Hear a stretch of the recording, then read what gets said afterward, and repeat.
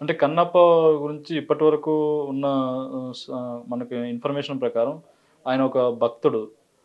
పోరాటం చేశాడు. కానీ రొమాన్స్ అనేది ఎక్కడ ఇప్పటివరకు చూపించలేదు. కానీ ఇందులోనే మెయిన్‌గా రొమాన్స్ అంటే అనేది మీరు 'శ్రీకాళహస్తి మహత్యం' చూసారా? రాజ్‌కుమార్ గారు యాక్ట్ చేసింది. బేటర్ కన్నప్ప తెలుగు. అహా! లేదు సార్. కృష్ణరాజు గారి 'భక్త కన్నప్ప' చూసారా? ఆ!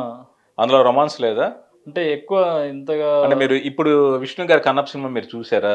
చూడలేదు. కానీ మరి చూడకుండా రొమాన్స్ ఎక్కువని మీరు ఎలా మాట్లాడుతున్నారు?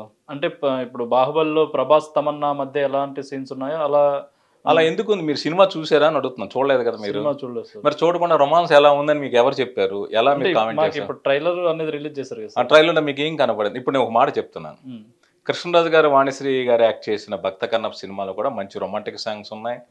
వాళ్ళ రొమాన్స్ కోసమే పోరాడతాడండి. శ్రీధర్‌తో పోరాడినా, ఆ అమ్మాయిని తీసుకొని అడవి వదిలేసి, గుడిని వదిలేసి వెళ్ళిపోయినా ఆ ప్రియురాల కోసమే ఎళ్తాడు. ఓకే. ఇది కల్పితం. హ్మ్. యదార్థానికి కన్నప్ప కథ అనేది హ్మ్. అందరికీ తెలిసింది. అంటే దూర్జటి రాయనివ్వండి, హ్మ్. పాల్కురి సోమనాథుడు రాయనివ్వండి, ఇంకోళ్ళు రాయనివ్వండి. ఎవరు రాసినా కూడా అతను ఒక ఆటవికుడు, వేటగాడు. అవును. ఈ వాయులింగాన్ని దర్శించుకుని అతను భక్తుడయ్యాడు. హ్మ్. మాంసం నైవేద్యం పెట్టాడు. కళ్ళమ్మట నెత్తురొస్తుంటే తన కళ్ళు కళ్ళు నేత్రదానం సమర్పించాడు. చేశాడు. హ్మ్. అతను శివైక్యం చెందాడు. ఇది అందరికీ తెలిసిన కథ. అవును. కానీ అతని వ్యక్తిగత జీవితం ఏమిటి? అతని కుటుంబ జీవితం ఏమిటి? అదనేది ఎవరికీ తెలియదు.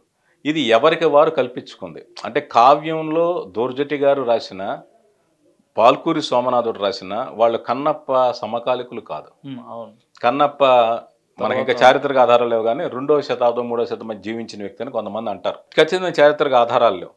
బట్ 7వ శతాబ్దంలో ఆది శంకరాచార్యుల వారు శివానంద లహరి అని శివుని స్తుతిస్తూ ఒక శతకం లాంటిది రాసినప్పుడు అందులో 63వ శ్లోకంలో కన్నప్ప గురించి ఆయన ప్రస్తావించాడు. కన్నప్ప గురించి ఫస్ట్ హిస్టారికల్‌గా రికార్డ్ అయిన మొట్టమొదటి విషయం ఆది శంకరాచార్యుల వారు, జగద్గురు ఆది శంకరాచార్యుల వారు రాసిన శివానంద లహరి.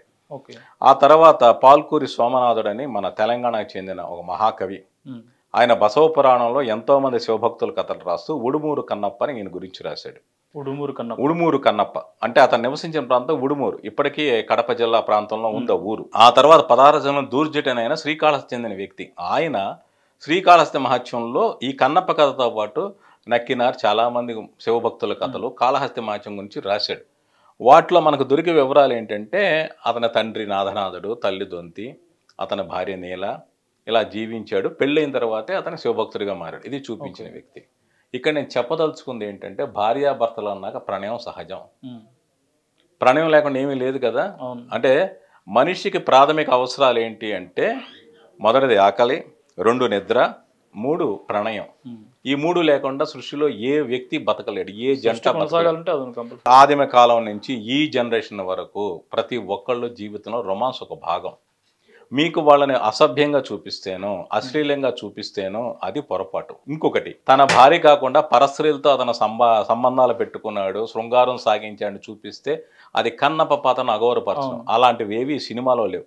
ఒక రొమాంటిక్ సాంగ్ చూసి ఇప్పుడు ఒక రొమాన్స్ ప్రెజెన్స్ అనేది చూసే ప్రేక్షకుల దృష్టి ఎలా ఉంటుందో తీసేవాళ్ళ దృష్టి కూడా అలా ఉంటుంది. కాలానికి తగ్గట్టుగా మారుతుంది.